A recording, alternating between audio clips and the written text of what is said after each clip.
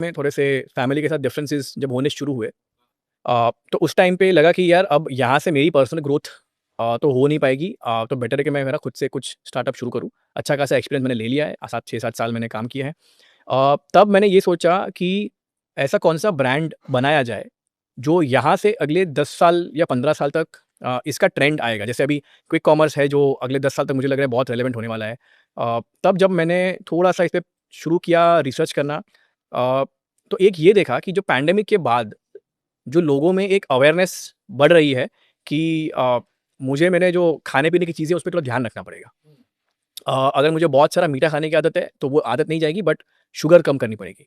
अगर मुझे बहुत बाहर का जंक फूड या चीज़ें खाने की शौक है, तो मुझे मैदा कम करना पड़ेगा, तली हुई लाइक ऑयल वाली चीज़ें कम करनी पड़ेंगी, वो सब चीज़ें। अ, अब उस दौरान 2017-18 से ही ये गिल्ट फ्री आइसक्रीम का एक ट्रेंड इंडिया में शुरू हो गया था। तो GoZero is not the first ice cream brand which is guilt free by launch date.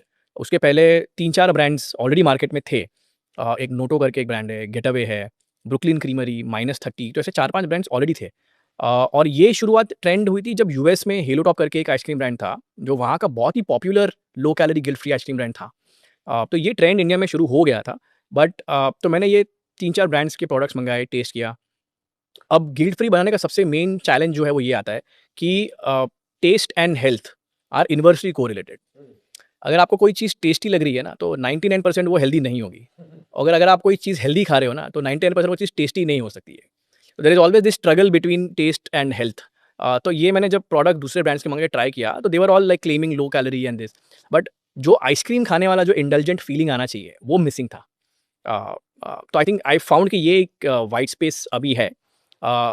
Investors इसको बोलते हैं कि इसका टैम कितना है, like what is the total addressable market कितना है, तो ये बहुत ही छोटा है। बट मुझे ये लगता है कि यहाँ से अगले 5 साल या 10 साल का मैं अगर व्यू लूँ, और इस पे एक अवेयरनेस की स्टडी भी है कि लोग हेल्दी या guilt free better for you products पे आज से 5 साल के अंदर 3 गुना ज़्यादा स्पेंड करेंगे अपना इनकम, अपना disposable income. So the spending on guilt free and better for you products will be 3 times more in the next 5 years. That is number 1। अ, और आई थिंक इसके साथ ही मैंने ये भी सोचा कि अब ऐसा एक ब्रांड होना चाहिए जो ये सारी चीज़ें सॉल्व कर रहा है, और अगले 10 साल तक चाहे कोई भी कॉम्पिटिटर उसके बाद आए, क्योंकि ये कैटेगरी में हम 3-4 ब्रांड्स ही हैं। तो जैसे ये मोमेंटम बिल्ड होगा, तो और लोग आएँगे।